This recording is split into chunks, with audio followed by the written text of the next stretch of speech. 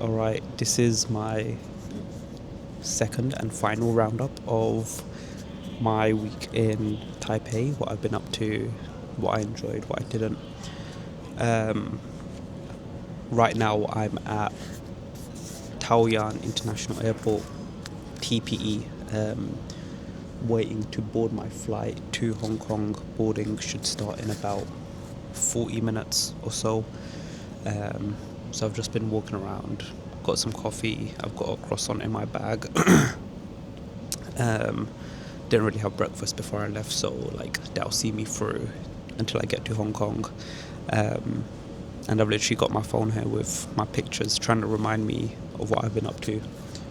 So I think the last time I was at Tamsui, where I did my last video, and after that video I think I basically stayed there, watched the sunset, and then headed back to Taipei and went to one of the night markets. I'm not sure how to pronounce it, but Rao night market, Raohe, and that was one night market that one I've seen a lot on TikTok, and one that came recommended from one of my Taiwanese friends, and that was probably the most like night market experience from the night markets that I've been to. It was very almost like a narrow street. There was effectively like 4 rows of like shops and restaurants like selling stuff, right? So you have the main shops on either side of the road, but then shops down the middle as well, serving both sides. So it was very narrow. It was like super packed. It was like a lot of good vibes in terms of what I ate there. The one thing I had was these grilled king oyster mushrooms, which is again something that I'd seen online. Not something I've really tried anywhere else as well, so I thought I'd give that a go. Really enjoyed those. Like it was just one guy, one uncle running the stall, and he had like 12 mushrooms on the go at once. He was grilling, he was cutting, he was seasoning, serving, and there was actually quite a long queue. There were a few other things that I wanted to try but didn't get around to just because I was a bit full. It was these like fried mushrooms, so like fried shiitake mushrooms, fried king oyster mushrooms, like those looked really really good as well. While I was there, I also had these like fried, they were called like shrimp rolls, big quotation marks, but it was like a shrimp paste, and that was basically just deep fried, and that's all that one auntie was selling, and it was served with almost like a sweet chili sauce, but it was more sweet rather than chili, um, and like literally sitting on like a little plastic stool on a little like metal table, by her stall. It was very, what I would consider like authentic night market experience. Um, and then from there I sat by the riverside, so they have like a running track and the riverside near that night market. So I basically sat there for a while, just chilled, hung out. I'm literally just looking, and I went to like a mall, and it's a small mall which is part of like a bigger office complex. So like the first like 2-3 floors are like a mall. They've got like a Uniqlo, a Muji, some food places, some restaurants, and then the rest of the floors are all like accommodation and offices. So pretty typical for like modern construction, I would say. And that was like the end of that day, which was when I did my last little update. Um, the weather was very much on and off. Like the forecast had forecasted rain, but some days it just didn't rain at all. Some days it rained more than it said it would. So like I was a bit skeptical about traveling too far out of like the town to do like 1 or 2 hikes that I wanted to do, just because I wasn't sure of what the weather would be like. And then the next day I woke up quite early. Did I wake up quite early? No, actually that's a lie. No, I didn't wake up early. But I basically went to a place called Maokong, which is still part of Taiwan, or rather Taipei, sorry. And it's where they have like a lot of tea farms, and Yeah, so I actually took the bus there. Like there was two routes. I could have taken the bus or taken the train. They were both about the same amount of time, but I decided to take the bus just because I thought it'd be a different experience. Um, and on the buses there, you tap your card or your Oyster card equivalent when you get on and when you get off as well. There's a lot more noises that the bus makes. Like every time the bus comes to a stop at like a station, at like a bus stop, it plays a little jingle. There's like a lot more just going on. The layout is slightly different to what the UK buses look like, which is like pretty normal. But along main roads, they have like a dedicated bus lane, which I think is pretty normal. But then, as part of those bus lanes, they have like these islands which pop up, which are basically where the buses stop. So it sort of combines the bus lane and a bus stop all in one. So like the buses will travel quite quickly down these uh, bus bus lanes, and then like the lane will narrow slightly, and you'll get this island with bus stops. So it sort of keeps all the like traffic flowing because buses aren't holding up traffic along the main lanes, which is sometimes the case, at least in London, which I think is quite cool. But yeah, I basically took the bus to Malkong. And one of the main attractions there is to take the cable car all the way up. I think you can probably walk it up, but it's probably like a long and tough walk. But we took a cable car up. There was quite a long queue. There were a lot of tourists from all over the place. Some like American tourists behind me.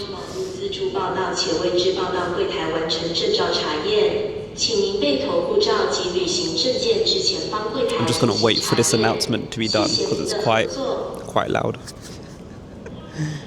Dear passengers, may we have your attention, please? Passengers on Tiger Air Taiwan who obtained a mobile boarding pass but have not completed travel documents check, please contact our ground staff for document verification. Thank you for your cooperation.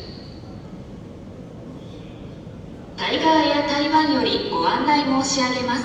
セルフチェックイン手続きがお済みのお客様、またチェックインカウンターにて渡航書類のチェックを受けてないお客様はパスポートと QR コードをご準備の上、搭乗口地上係員までご連絡ください。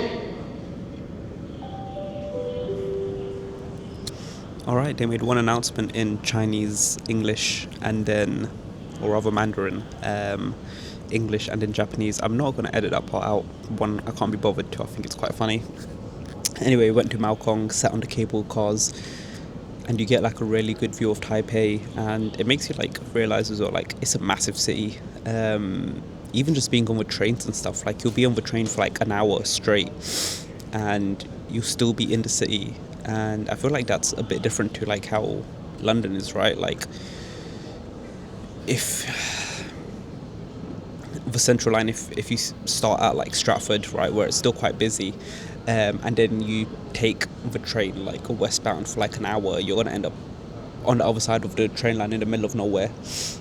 Same as like going eastbound, right? Like once you pass like even like Leytonstone, Snaresbrook, Redbridge, like you're sort of like very far out, whereas all these places in Taipei just still seemed very built up, very like people friendly, in the sense that like there was shops, there was restaurants, there was all sorts happening, and it didn't even feel like you could have like mistaken it for like a city centre, you know. Which I think is really cool. Like no matter where you went in the city, there was always something happening and like stuff to do, stuff to eat, and whatnot. So yeah, I took the cable car up, got really good views of Taipei, and then like I went on a bit of a walk because there are some like hiking routes there. The weather was a little bit on and off, so I basically stopped at this restaurant which had like good views over Taipei. You could see Taipei 101, and I basically ate pizza and chips, which is a bit different because I hadn't had any like quote-unquote Western food since I'd been here. I'd very much survived on like noodles, onigiri, sushi, you know, like dumplings, like those sorts of things. And then yeah, later that day I made my way back. After that I took the bus back as well. Again, it's just more interesting. Like you get to see shops and whatnot, and like things happening on like a day to day, what people are up to on a day to day basis, rather than on a train where you're just sort of like immune to all of that. And then I went and I got some food. Went to again a conveyor belt sushi restaurant. You sit at a table, you order on a tablet. The food just like shows up in front of you. Quite novel, relatively very cheap compared to the UK. Like if you consider like Yo Sushi, for example, it's like a lot cheaper than what it is in the UK, which is always nice. And I guess like if anything, it's more of an incentive for me to like just go to these conveyor belt sushi restaurants because I enjoy the food and it's like a lot cheaper. And then in the evening, I went to Ximending, which again is like a sort of night market area, popular tourist area. There's a lot happening there. People like performing in the streets. There's a lot of shops with like anime, clothes, shopping, food, like all sorts. Ended up at like a Pokemon or rather a TCG shop where they were selling like Pokemon cards, Yu-Gi-Oh, One Piece, like Magic, all sorts. And then they basically had their like throwaway trays. They literally had like 300 plus trays of like these long plastic trays with just like cards that for the most part are like not valuable, or not like necessarily collectors. Like there are probably some good cards in there, but you'd have to dig through them. I think the key thing was that they were selling them for like $5 each, which is like 12, 13 pence. So like you could literally buy like 8 cards for £1. And like if you're just like a casual collector, or even if you're looking for like certain sets in Pokemon or like Yu-Gi-Oh, if you're building a deck, or for Magic or for One Piece, like it was kind of cool. There was like a bunch of people there just like literally filtering through the cards. I picked up like 33 cards, some for myself, some that I think like 2 of my cousins would like, and it cost me like £4 or something, like less than £4, which is just like pretty cool, I think. And that was the end of that day. And then the following day was basically New Year's Eve, and I didn't really have plans for New Year's Eve. I didn't really know anybody, didn't like know what places would be good to go to, hadn't met anybody at the hostel. So I went on this app which I'd heard of before called Nomad Table, and it's basically an app for like travelers and also locals to like organize and like find people, like host events and stuff, right? Like if you want to go shopping or if you want to go out for like food at a certain restaurant, you can basically like make a group and other people can like join that group, and then you can like organize and plan between yourselves and whatnot. So naturally there was like celebrations for New Year's Eve happening there. So I ended up in a group chat with like 150 plus other people, and people were coming up with all sorts of different plans. Some people were going to like certain bars or clubs, or they were going to meet at certain spots. Some people are planning to stay out till like 6, 7 in the morning. Like, 贵宾请注意，若您是使用网络自助报到且未至报到柜台完成证照查验，请您备妥护照及旅行证件至前方柜台进行查验。谢谢您的合作。タイガーや台湾よりご案内申し上げます。セルフチェックイン手続きがお済みのお客様、またチェックインカウンターにて渡航書類のチェックを受けてないお客様は、パスポートと QR コードをご準備の上、搭乗口地上係員までご連絡ください。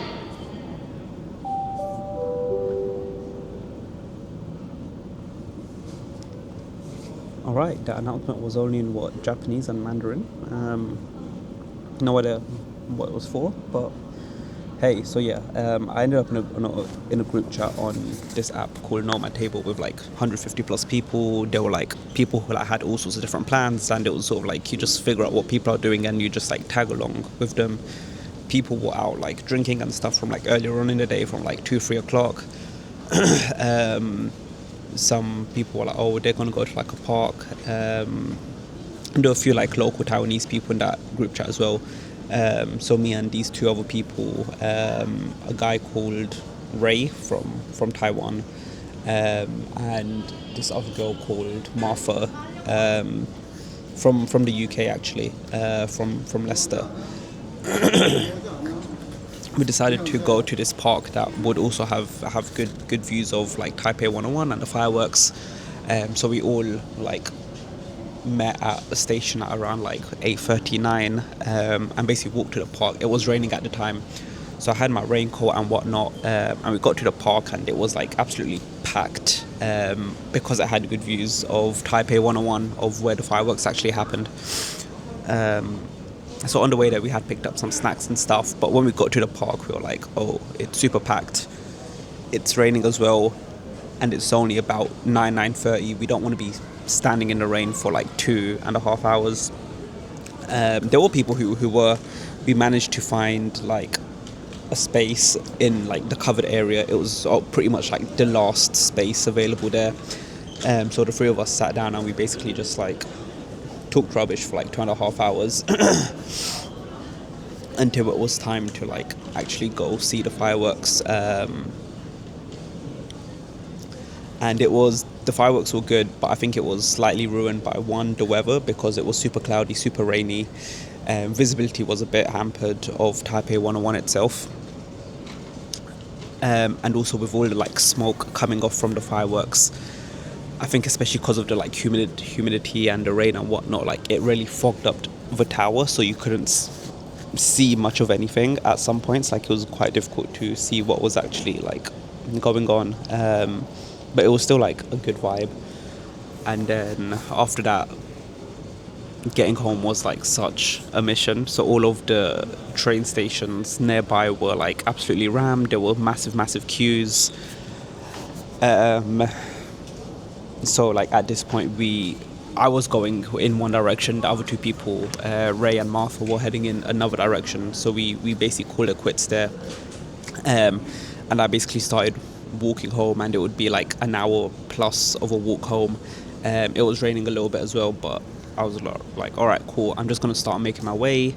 And any train station I would pass, I would check if there was a long queue. Like all of them had long queues, but hey ho, like it is what it is. It's like New Year's Eve, or like New Year's, you expect everywhere to be busy.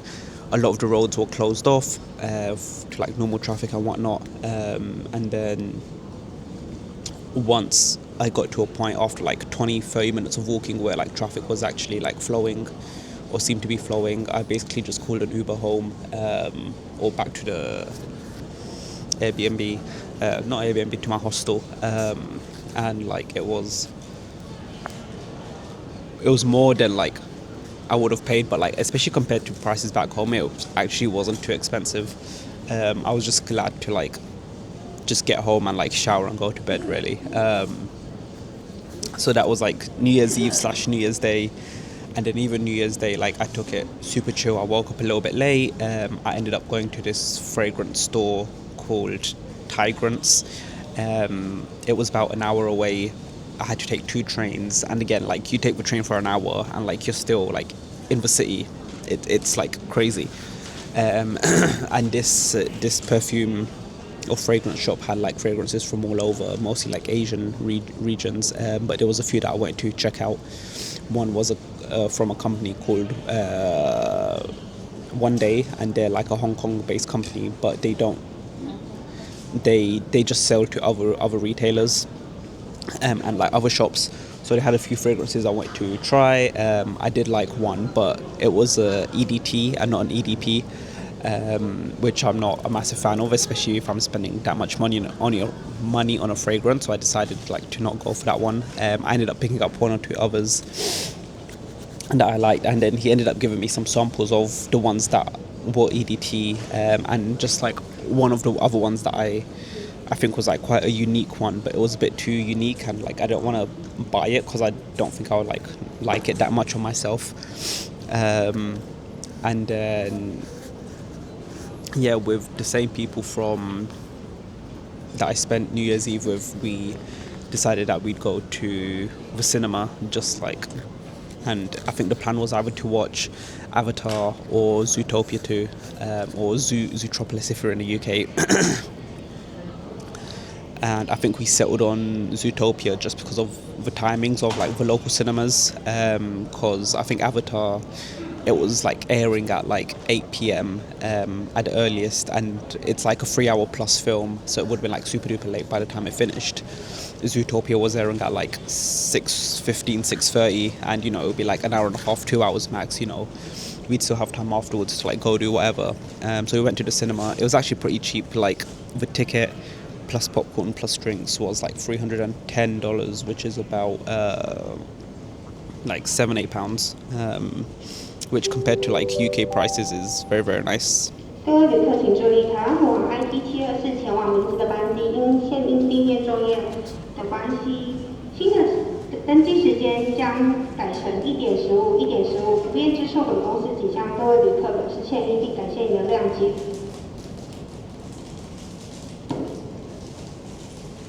Dear passenger, may we have your attention, please? Tiger Air regret to announce that due to ground operation, flight IT2432 Nagoya the new boarding time will be changed to 150. We apologize for any inconvenience caused, and thank you for your patience.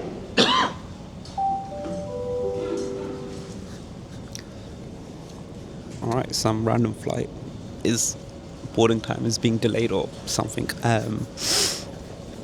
But yeah, we watched Zootopia 2. Like, yeah, the tickets were like super cheap. Dear passenger, we have attention, please. Tiger Air regret to announce that due to ground operation, flight IT2432 Yonago the new boarding time will be changed to 150. We apologize for any inconvenience caused, and thank you for your patience.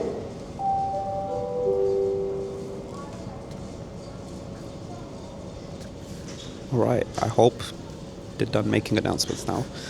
So yeah, we watched Zootopia 2. I actually quite enjoyed the movie. I've not watched like a movie like that in a long, long time. And then afterwards we ended up at this like Indian restaurant. Got some food, and like that was pretty much it. By that time, like I wanted to get back as well because I still had to pack and whatnot. But by the time I got back, it was like 10:30. The lights in the dorm were already off, and I think most people were in bed. So I was like, all right, let me not disturb everybody with my packing and turning on the lights and whatnot. So I decided I'd just do it in the morning. So then, yeah, I literally went to bed, woke up at about like 8:30, packed my bags. I had like everything more or less like sorted in terms of like what I was wearing and whatnot. So I literally woke up, had a shower, changed, packed my bags, had to shuffle some stuff around. I was still well within my weight allowance. And then like made my way to the airport. On my travel card, I literally had like just enough by like $1. So like my card had $161 on it, and the train to the airport was $160. So like I was basically just in the perfect like budget, and for my card, so I don't have to top up anymore, which was nice. Yeah, like the train to the airport is like just quite straightforward. They have like a commuter line and the express line. The express one stops at a specific few stations. It stops at like a hospital, and then like Terminal 1 and Terminal 2 of the airport, whereas the commuter rail stops at all the stops along that line. And then even at the airport, the process again was quite straightforward. All airports are like very much similar. You check in your bags, you go through security, you go through immigration. At immigration here, I was actually able to do like the like automated immigration, because like when you first come, they do like scan your face and whatnot. When you go through immigration, so on the way out, it was quite easy to just like scan my passport. They'll like scan your face on the camera, and like away you go. And yeah, now like I'm pretty much here. I think my flight should be boarding in about 10-15 minutes. This one video is actually 24 minutes, which is a bit longer than I thought. I think part of it is because of those random announcements that kept happening in like different languages, and they were quite loud actually. But yeah, my flight should be boarding, and then I'll be heading to Hong Kong for part 2 of my trip, and I'm gonna stop before that announcement starts.